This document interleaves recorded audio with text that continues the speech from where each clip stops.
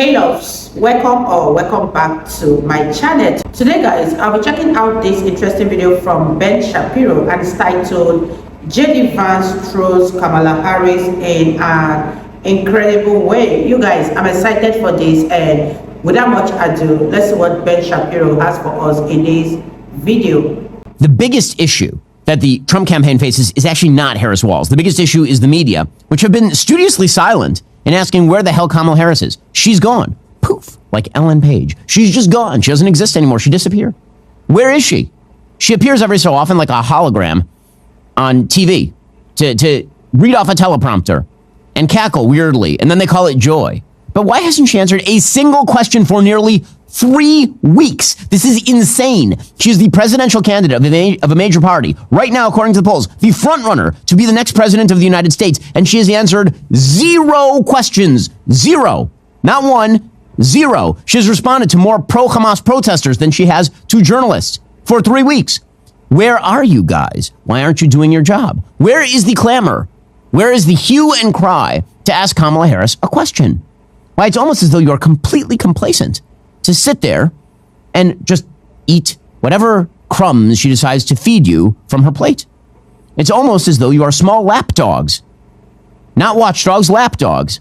The hell is wrong with you people? Where are all the journalismers? Why aren't you on TV tonight protesting? Why doesn't Kamala sit down for a serious interview? Why doesn't Kamala do a press conference? Why doesn't she answer any questions about her policies? She's out there yesterday saying she's going to bring down inflation. I noticed she's been the vice president, presiding over the worst inflation in 40 years. Where are you guys? What would you say you do here? You have one job. What would you say that you do here for a living?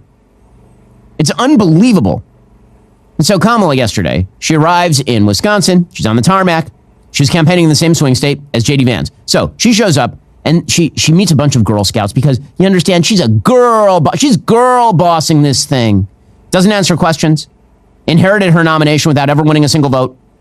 Was picked to be vice president, not because she is good at anything, but because she is a black woman. But she's going to girl boss this thing. And girls, you too can be a vice president and a presidential nominee one day without ever winning a single vote. Well, not you girls. You're white. That's not going to happen. But in any case, here is Kamala Harris meeting with some Girl Scouts.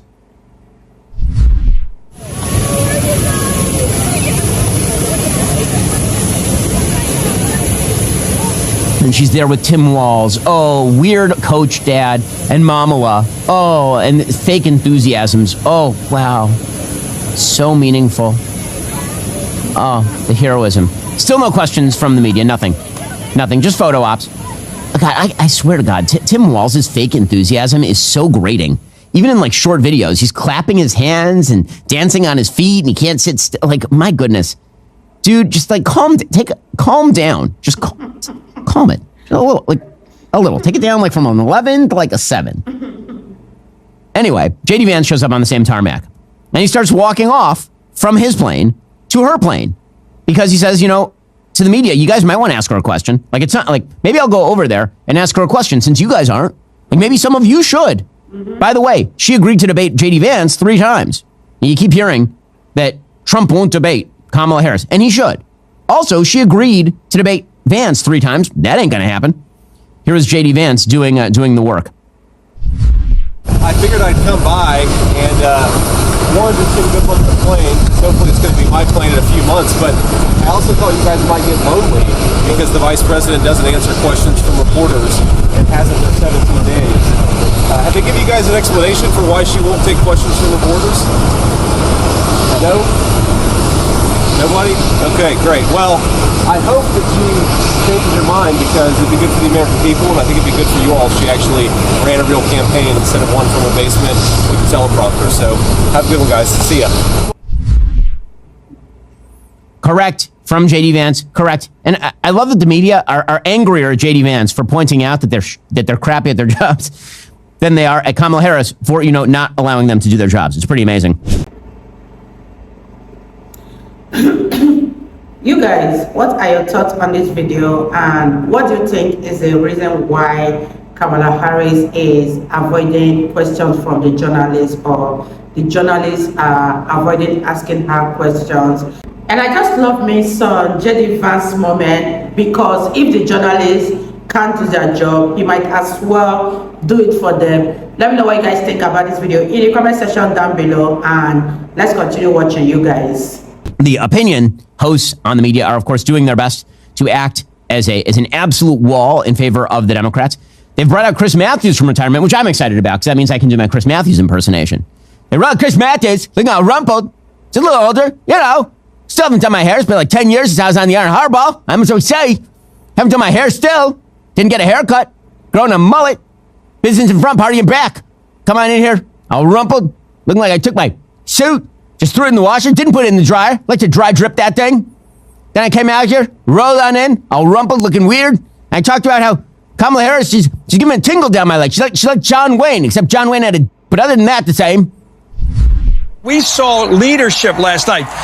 Bob Casey, the former governor of Pennsylvania, who won his re-election by 1 million votes, said Pennsylvania is a John Wayne state, not a Jane Fonda state. She was John Wayne last night. She was a leader, and she was clear that she was the boss.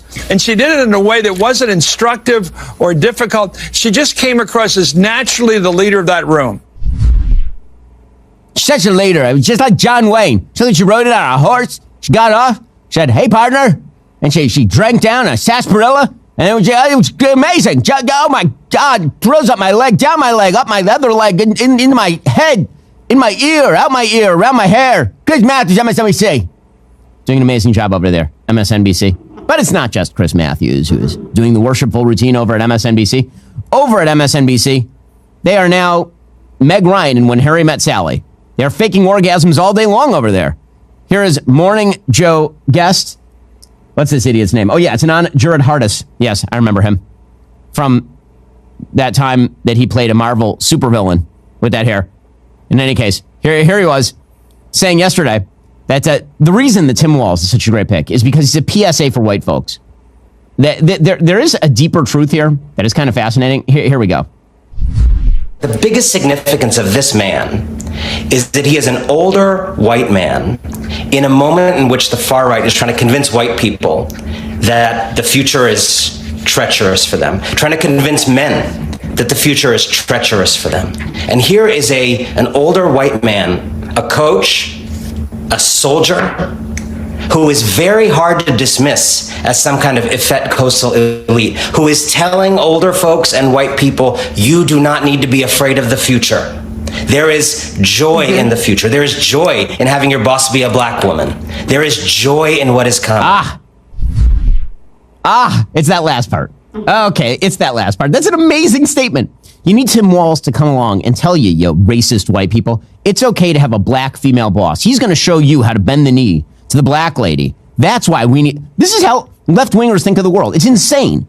They accuse people on the right of being racist for saying correctly that Kamala Harris would not be where she is without the affirmative action picking done by Joe Biden in 2020, which is clearly and evidently true. There are 1,000 candidates better for the VP than Kamala Harris, just like there are 1,000 candidates who are better for the presidency than Kamala Harris. The last part of that, which is that older white folks have to learn that it's not scary to, be subservient to the like, that's a wild thing. No one should think like that. I mean, honestly, like that's a crazy way to think. Maybe it's okay for your boss to be of any color. Maybe it's okay for your boss to be white or green or brown or yellow. Maybe they could be any color, as it turns out. It doesn't matter if they're qualified. But that's not what he's saying. He's saying that white people need to be taught that it is okay to be subservient to people of other races, because that's what he thinks of white people. That's racist. That's gross and racist, and that is the way the Democratic Party thinks about the world, which is truly an astonishing thing. Wow, you guys, that was such an interesting one from Ben Shapiro. And what are your thoughts on this video? I still find it very hard to believe that Kamala Harris is a black woman, because I cannot see any trace of blackness in her. But let me know what you guys think about this video in the comment section down below. And what do you guys think about Kamala Harris running mate to what? Do you guys think he's qualified to be in that position? Let me know what you guys think about this in the comment section down below, and I'll see you all in my next video. Bye guys.